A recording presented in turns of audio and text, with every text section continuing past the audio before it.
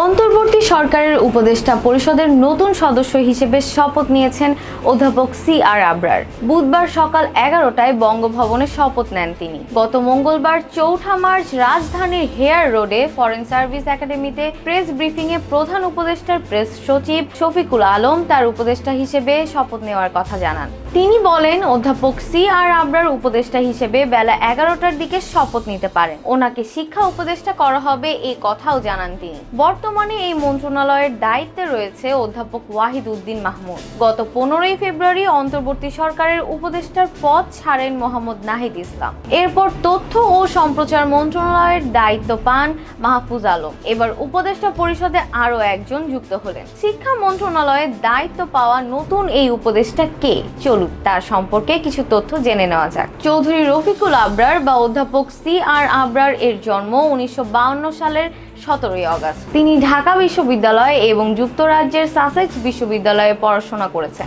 পাশাপাশি তিনি অস্ট্রেলিয়ার গ্রিফিথ বিশ্ববিদ্যালয় থেকে পিএইচডি সম্পন্ন করেন। দীর্ঘদিন ধরে তিনি ঢাকা বিশ্ববিদ্যালয়ের আন্তর্জাতিক সম্পর্ক বিভাগে অধ্যাপনা করছেন এবং মানবাধিকার ইস্যুতে বরাবরই তিনি সরব ছিলেন। এছাড়া আওয়ামী লীগ সরকারের সময় গুম, খুন, নিপীড়নমূলক ডিজিটাল সিকিউরিটি আইনের বিরুদ্ধে সোচ্চার ছিলেন নতুন এই শিক্ষা উপদেষ্টা। সর্বশেষ আওয়ামী লীগ সরকারের পতনের পর ভারতীয় রাজনীতিবিদ ও গণমাধ্যমের আগ্রাসী ভূমিকারও আলোচনা করেন তিনি। অধ্যাপক সি.আর. আবরার একজন গবেষক, লেখক হিসেবেও পরিচিত।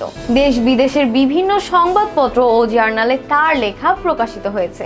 এছাড়া West View Press, Macmillan India এবং আর্ট স্ক্যানের বিভিন্ন সংকলনে তার গবেষণামূলক নিবন্ধন সংকলিত হয়েছে। এখন শিক্ষা উপদেষ্টা হিসেবে অধ্যাপক সি.আর. আবরার নিজের দায়িত্ব কতটুকু পালন করতে পারবে সেটাই আমাদের দেখার বিষয়। আজ এই পর্যন্তই। নতুন যে কোনো খবরের সরাসরি আপডেট পেতে অবশ্যই আমাদের চ্যানেলটি লাইক, শেয়ার এবং সাবস্ক্রাইব করে আমাদের সাথেই থাকবেন। ধন্যবাদ।